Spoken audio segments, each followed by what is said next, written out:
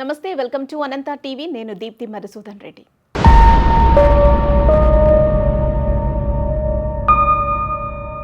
గత 2-3 రోజుల నుంచి ఇండస్ట్రీలో పేరుగాంచినటువంటి జానీ మాస్టర్కి సంబంధించిన కొన్ని వార్తలు హల్చల్ చేస్తున్నాయి. సో మళ్ళీ నేను కూడా జానీ మాస్టర్కి సంబంధించిన వీడియోనే చేస్తున్నాను. అయితే మీకు అనిపించవచ్చు జానీ మాస్టర్ గురించి అన్ని ఛానల్స్ చెప్తున్నాయి, ఇప్పుడు నువ్వేంటి కొత్తగా చెప్పేది అని మీకు అనిపిస్తూ ఉండొచ్చు. అయితే నేను ఈ వీడియోలో కొన్ని ఇంట్రెస్టింగ్ విషయాలు చెప్పబోతున్నాను. అదేంటి అంటే, అసలు ఇన్నేళ్ల నుంచి ఆ అమ్మాయిపై అఘాయిత్యం జరుగుతున్నప్పటికీ కూడా సో ఆమె చెప్పిన దాని ప్రకారం 5 ఏళ్ల క్రితం నుంచి ఆ అమ్మాయి పైన ఆమె మైనర్గా ఉన్నప్పటి నుంచి జరుగుతూనే వస్తుంది కదా. మరి ఇప్పుడు ఎందుకు బయటికి వచ్చింది? దీని వెనక ఏవైనా కుట్రకోణం ఉందా? సో ఏం జరుగుతోంది వెనక అనే విషయం చెప్పబోతున్నాను. అండ్ ఇది అందరూ అన్నట్టుగా నిజంగా లవ్ జిహాదీనా?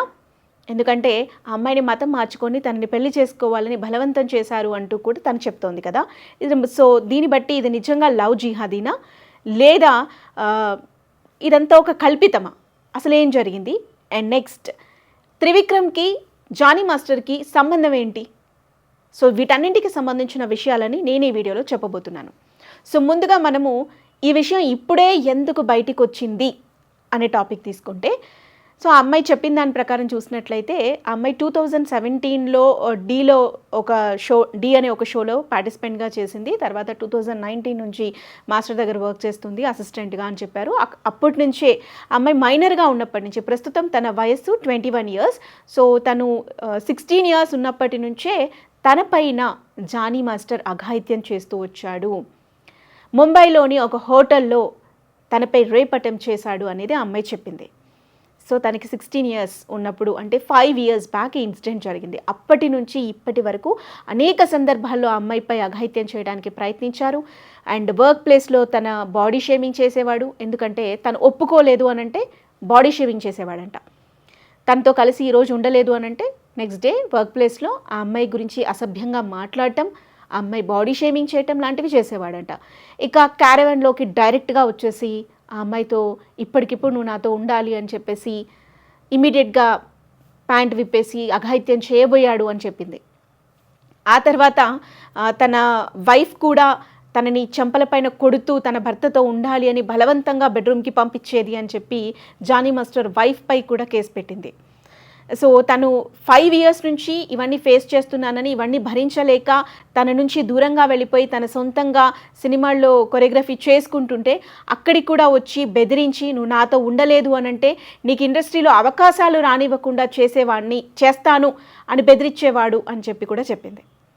ఇప్పుడు అందరూ అనే డౌట్ ఏంటంటే, 5 ఏళ్ల నుంచి జరుగుతుంది కదా, మరి ఇప్పుడు ఎందుకు బయటకు వచ్చింది? ఇన్నేళ్ళు ఏం చేసింది? ఈమె వెనక ఎవరో ఉండి ఇదంతా నడిపిస్తున్నారు, ఇదంతా పవన్ కళ్యాణ్ని టార్గెట్ చేసే జరుగుతోంది అనేది చాలామంది అంటున్నారు. ఎందుకు ఈ కేసులో పవన్ కళ్యాణ్ ఎందుకు వచ్చాడు అనంటే, మీ అందరికీ తెలుసు జనసేన పార్టీలో ఒక మెంబర్ జానీ మాస్టర్. సో తను ఈ మధ్య వరదలు వచ్చినప్పుడు కూడా వెళ్ళి సహాయక చర్యలో పాల్గొన్నారు. అండ్ ఎలక్షన్స్ టైంలో పవన్ కళ్యాణ్ గెలుపు కోసం చాలా కష్టపడ్డారు. సో అండ్ మీ అందరికీ తెలిసే ఉంటుంది చాలామందికి, డీ షోలో తను పార్టిసిపెంట్ అయిన తర్వాత తనకి ఫస్ట్ వచ్చిన movie Racha movie. So Ram Charan తనని ఆదరించారు. ఈవెన్ తన వైఫ్ ప్రెగ్నెంట్గా ఉన్నప్పుడు హాస్పిటల్లో ట్రీట్మెంట్ చేయించుకోలేని పరిస్థితుల్లో ఉన్నప్పుడు కూడా అపోలో హాస్పిటల్లో తనకి ఫ్రీగా ట్రీట్మెంట్ ఇప్పించారు అని కూడా కొన్ని ఇంటర్వ్యూస్లో చెప్పాడు ఆయన. సో మెగా ఫ్యామిలీ తోటి జానీ మాస్టర్కి మంచి సత్సంబంధాలు ఉన్నాయి. అది కాకుండా పవన్ కళ్యాణ్ అంటే వీరాభిమాని. సో ఈ కారణంగానే ఆయన జనసేన పార్టీలో చేరి పవన్ కళ్యాణ్ గెలుపు కోసం, జనసేన 21 స్థానాల్లో గెలవటం కోసం తన వంతు కృషి చేశాడు. సో ఇప్పుడు పవన్ కళ్యాణ్ని డీగ్రేడ్ చేయడానికి, పవన్ కళ్యాణ్ ఆల్రెడీ తన పెళ్లిళ్ళ గురించి చాలా సందర్భాల్లో చాలామంది మాట్లాడారు. సో పవన్ కళ్యాణ్ ఎలాగో తన దగ్గరున్న వాళ్ళు కూడా అలాగే ఉంటారు అని చూపించే ప్రయత్నం చేయాలి అని చెప్పి వాంటెడ్లీ ఇదంతా క్రియేట్ చేశారు అనే మాట వినిపిస్తోంది. సో ఇదంతా కాసేపు పక్కన పెడితే, ఇక్కడ మీరందరూ అబ్జర్వ్ చేయాల్సిన విషయం ఏంటంటే, అమ్మాయి చాలా చిన్నపిల్ల, 21 ఇయర్స్ అన్నా కూడా ఇండస్ట్రీలో చాలా చిన్నపిల్ల అనే చెప్తాం. 21 ఇయర్స్ అంటే 16 ఇయర్స్ ఉన్నప్పటి నుంచి అమ్మాయి పైన అఘాయిత్యం జరుగుతుంది అంటే ఒక చిన్నపిల్ల ఏ విధంగా వచ్చి పోలీస్ స్టేషన్కి వచ్చి కేసు పెడుతుందో చెప్పండి.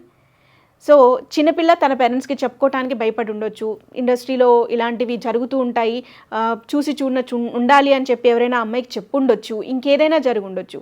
అండ్ సేమ్ టైం తన ఈ జానీ మాస్టర్ ఇండస్ట్రీలో చాలా పేరుగాంచిన వ్యక్తి, పైగా ఆయన కొరియోగ్రాఫర్స్ అసోసియేషన్కి అధ్యక్షుడు కూడా. సో ఇలాంటి వ్యక్తి పైన ఒక కంప్లైంట్ ఇస్తే తనకి భవిష్యత్తు ఉండదు అని భయపడిపోయి ఉండొచ్చు. పైగా ఆయన జనసేన పార్టీకి సంబంధించిన ఒక వ్యక్తి, పొలిటికల్గా కూడా స్ట్రాంగ్ అయిపోయాడు. సో ఎటువైపు నుంచి చూసినా కూడా జానీ మాస్టర్కి మెగా ఫ్యామిలీ అండా ఉంది. Jani master Janasena party leader, Jani master choreographer association అధ్యక్షుడు, జానీ మాస్టర్కి ఇండస్ట్రీలో చాలా పెద్దవాళ్లతో పరిచయాలు ఉన్నాయి, పెద్ద పెద్ద సినిమాలకి కొరియోగ్రఫీ చేస్తాడు. ఇలాంటి వ్యక్తితో పెట్టుకుంటే అమ్మాయి లైఫ్ ఉంటుందా? ఆ కారణంగానే ఆ అమ్మాయి భయపడిపోయి ఉండొచ్చు అనేది నేను అనుకుంటున్నాను. సో అందుకే ఆ అమ్మాయి బయటికి రావడానికి భయపడింది. కానీ ఇప్పుడు ఈ హెరాస్మెంట్ ఎక్కువ అవ్వటం వల్లే బయటికి వచ్చిందేమో అని అనిపిస్తోంది. At the same time Nagababu గారు బ్యాక్ టు బ్యాక్ కొన్ని ట్వీట్స్ చేస్తున్నారు. ఏ విషయాన్ని కూడా వినిన దాన్ని నమ్మొద్దు, కళ్ళతో చూసిన దాన్ని నమ్మాలి. ఆఫ్ కోర్స్ ఇది చాలామంది బిలీవ్ చేసే మాటనే. చెవులతో విన్నది కాదు, కళ్ళతో చూసిందే నమ్మాలి, నిజం. సో నిజంగానే ఆ అమ్మాయి వెనక ఎవరైనా ఉండి నడిపిస్తున్నారేమో, ఒక అనుమానం అటువైపు లేకపోలేదు. కానీ ఒకవేళ అదంతా అబద్ధమే అయి ఉంటే జానీ మాస్టర్ డైరెక్ట్గా వచ్చేసి పోలీస్ స్టేషన్కి వెళ్ళి ఆ అమ్మాయి చెప్పేదంతా అబద్ధం, దీన్ని నేను ప్రూవ్ చేస్తానని ప్రూవ్ చేసుకోవచ్చు కదా. సో ఇలాంటి రకమైన డౌట్స్ వస్తున్నాయి. ఇంకా నెక్స్ట్ పాయింట్ నెంబర్ 2, లవ్ జిహాదీనా అనే క్వశ్చన్ తీసుకుంటే, ఇప్పుడు బీజేపీ వాళ్ళందరూ ఇది లవ్ జిహాదీ, ముందు జానీ మాస్టర్ని ఇండస్ట్రీ నుంచి వెలేయండి, ఆయనని ఇక్కడ నుంచి పంపించేసేయండి అని రకరకాలుగా మాట్లాడుతూ ఉన్నారు. కరాటే కళ్యాణి గారు కూడా ఇది లవ్ జిహాదీ అంటూ అన్నారు. అంతెందుకు హైదరాబాద్ ఎమ్మెల్యే రాజా సింగ్ గారు కూడా మాట్లాడుతూ ఆయన కూడా అదే మాట అంటున్నారు. ఎస్, ఇది లవ్ జిహాదీ, ఆయన వెంటనే వెళ్ళేయండి అని చెప్తున్నారు. ఇంతవరకు ఆ కేసు ప్రూవ్ కాలేదు, అప్పుడే లవ్ జిహాదీ అనటం ఏంటి? ఆ అమ్మాయిని మతం మార్చుకొని పెళ్లి చేసుకోవాలి అన్నాడు అని చెప్పి ఆ అమ్మాయి చెప్తుంది. కానీ బట్ నిజంగా జరిగిందా లేదా అని చెప్పడానికి ఎలాంటి ప్రూఫ్స్ లేవు. అండ్ సేమ్ టైం ఇది లవ్ జిహాదీనా అంటే ఒక యాంగిల్లో ఈ రకంగా మాట్లాడుకున్నా, ఇంకొక యాంగిల్లో చూస్తే ఇది నిజమే అంటే మాత్రం ఎస్, మతం మార్చుకొని పెళ్లి చేసుకోవటం ఏంటి? అయినా జానీ మాస్టర్కి ఆల్రెడీ పెళ్ళైంది, పిల్లలు ఉన్నారు. ఇప్పుడు మళ్ళీ ఇంకొక చిన్న పిల్లని, మీకు నిజంగా చెప్పాలంటే కూతురు వయసు ఉండే ఒక పాపని 16 ఏళ్ల వయసు నుంచి ఆ అమ్మాయి పైన అఘాయిత్యం చేశారంటే అసలు మీకు మనసుందా? చిన్న పిల్ల మీ దగ్గర పనిచేసే అమ్మాయిని బెదిరించి మీరు వాడుకుంటారా? అలాంటి అమ్మాయిని అమ్మాయి పైన అఘాయిత్యం చేయడమే పెద్ద పాపం, పెద్ద తప్పు అని అంటే ఆ అమ్మాయిని మతం మార్చుకొని నువ్వు నన్ను పెళ్లి చేసుకో అని చెప్పి అమ్మాయిని బలవంతం పెట్టడం ఏంటి? సో ఈ యాంగిల్లో చూసినప్పుడు డెఫినెట్గా వీళ్ళన్నదే కరెక్ట్, ఇది లవ్ జిహాదీ లాంటిదే. మతం మార్చుకొని ముస్లింగా కన్వర్ట్ అయ్యి ఒక హిందూ అమ్మాయి ఎందుకు పెళ్లి చేసుకోవాలి? సో ఈ రకంగా చూసినప్పుడు ఇది నిజంగానే లవ్ జిహాదీ అంటాం. At the same time Nagababu గారు ట్వీట్ చేసిందైనా సరే, ఇందాక నేను చెప్పుకున్నట్టయినా సరే, చెవులతో విన్నది కాదు, కళ్ళతో చూసిందే నమ్మాలి. కాబట్టి ఒకవేళ ఆ అమ్మాయి వెనక ఎవరైనా ఉండి నడిపిస్తున్నారు అనుకున్నప్పుడు ఇదంతా అబద్ధం అనుకుంటే డెఫినెట్గా జానీ మాస్టర్కి సపోర్ట్ ఉంటుంది. ఇక నెక్స్ట్, త్రివిక్రమ్కి ఈయనకి ఏంటి సంబంధం అని మాట్లాడుకోవటానికన్నా ముందు ఇందాక నేను చెప్పినట్టు పవన్ కళ్యాణ్ అనే టాపిక్ ఈ అంశంలో వచ్చింది కాబట్టి, జానీ మాస్టర్కి సంబంధించిన అంశంలో వచ్చింది కాబట్టి, సో పవన్ కళ్యాణ్నే టార్గెట్గా చేసుకొని ఇదంతా నడుస్తుంది అనుకున్నప్పుడు త్రివిక్రమ్ టాపిక్ కూడా వచ్చింది అనుకోవచ్చు. సో రీసెంట్గా పూనం కౌర్ మళ్ళీ ఒక ట్వీట్ చేశారు. ఎన్నో ఏళ్ల నుంచి పూనం కౌర్కి త్రివిక్రమ్కి మధ్య ఒక ఏమంటారు చిన్న ఫైట్ నడుస్తుంది. సో ఈ ఫైట్లో భాగంగా ఏదైతే ఇప్పుడు జానీ మాస్టర్ కేసు మళ్ళీ తెరపైకి వచ్చిందో ఆ సందర్భంలో పూనం కౌర్ మళ్ళీ ఒక ట్వీట్ చేసింది. నేను గతంలో కూడా త్రివిక్రమ్ పైన ఇలాంటి కంప్లైంటే ఇచ్చాను, కానీ నా కేసుని ఎవరు పట్టించుకోలేదు, ఇండస్ట్రీ నన్ను అసలు పట్టించుకోలేదు, అందుకే నేను సినిమాలు చేయలేకపోయాను, హీరోయిన్గా నన్ను తొక్కేశారు అని చెప్పేసి ఆమె మాట్లాడుతుంది. త్రివిక్రమ్ నన్ను హెరాస్ చేశాడు, ఇప్పటికైనా ఈ కేసును తీసుకోండి అని చెప్పి మాట్లాడుతుంది. సో దీనిపై తమ్మారెడ్డి భరద్వాజ్ కూడా స్పందించారు. మరి పూనం కౌర్ కంప్లైంట్ చేశాను అంటుంది, కానీ ఎక్కడ చేసిందో ఎవరికి చేసిందో దానికి సంబంధించి మాకేం తెలీదు. ఒకవేళ నిజంగా కంప్లైంట్ చేసి ఉంటే మాత్రం డెఫినెట్గా దీని గురించి మేము మాట్లాడతాము, దీని గురించి చర్చలు చేస్తామని చెప్పన్నారు. మీకు అందరికీ తెలిసే ఉంటుంది, రీసెంట్గా మలయాళం ఇండస్ట్రీలో కూడా ఇలాంటికి సంబంధించి కేసెస్ ఒకదాని తర్వాత ఒకటి పుట్టుకొచ్చాయి కాదు, ఉన్నవే బయటకు వచ్చాయి అని చెప్పొచ్చు చిన్న మాటలో చెప్పాలంటే.